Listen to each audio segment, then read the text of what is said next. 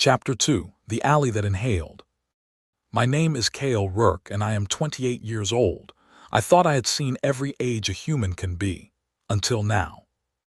The alley behind the hollow always smells like urine, stale beer, and the dumpster that the Italian place next door never closes properly. That night it smelled different. It smelled like ozone and old paper, the way the air smells right before lightning strikes a transformer. The sleet had stopped, but it hadn't finished falling. Thousands of droplets were hanging in midair around me, motionless, reflecting the dim light from the back door like broken glass. Silas was leaning against the brick wall. His pea coat was still dry. He didn't look surprised to see me. "You came," he said. His voice was calm, but I could hear a tension underneath it now, like a piano wire pulled too tight. Most seers run when they see me. The smart ones die of old age because they never ask questions. "Seers," I repeated. The word felt heavy in my mouth. "People born in thin places," he said. "Places where the wall between this world and the other one is worn down. You see the thread, Cale.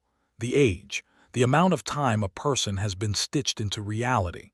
He pointed to his own head, to the 4027 that still hung there. "You're seeing mine." I took a step back. My boots crunched on ice that shouldn't have been there because the temperature was above freezing. "That's impossible. No one lives 4,000 years.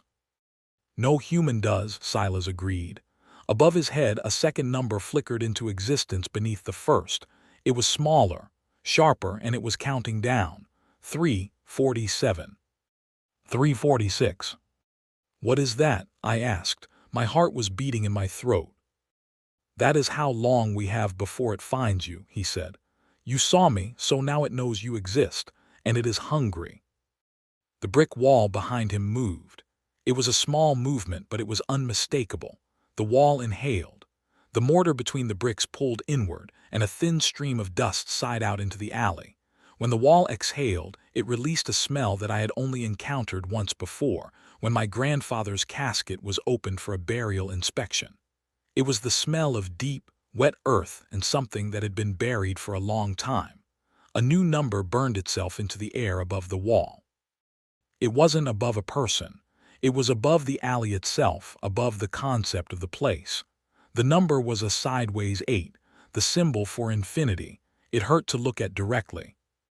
Silas started talking faster. "It's called the Hollow. It isn't a place. It's a hunger. It lives in the thin places, and it eats time. It eats the years off people's lives. Seers are different. You're already halfway into the other world, so you taste like centuries to it. It will start with confusion, then migraines, then your own number will crack. After that, you're gone." The countdown above his head hit 112. "Why are you telling me this?" I shouted. The hanging sleet around us was starting to vibrate. "Because I need help," he said, "and because you're already marked. There are 2 doors for you now, Cale. Door 1, you walk away. I make you forget everything. You go back to bouncing, you live to 82, and you die in your sleep. You'll be safe and you'll be blind." The wall inhaled again, deeper this time. The bricks groaned. From inside the wall came a sound. It was a scream, but it was made of multiple voices layered over each other. I heard my mother. I heard my ex. I heard myself from when I was 10 years old and broke my arm. "Door 2, Silas said, and now he was yelling to be heard over the noise. "You come with me. I teach you how to see the hollow before it sees you. You learn to fight. You never get to be ignorant again, and you probably die young. But you die real." The countdown hit 0003. Silas held out his hand. "Choose." 0002. The wall split. It didn't break. It opened like a mouth. There were no teeth, no tongue. There was just a depth to it that my eyes couldn't process. It was a hollow space that pulled at the light, and from inside it something said my name. Cale. It used my voice. 0000. I grabbed Silas's hand. His skin was colder than the sleet, colder than anything I had ever touched. It was the cold of deep space. Then the alley disappeared.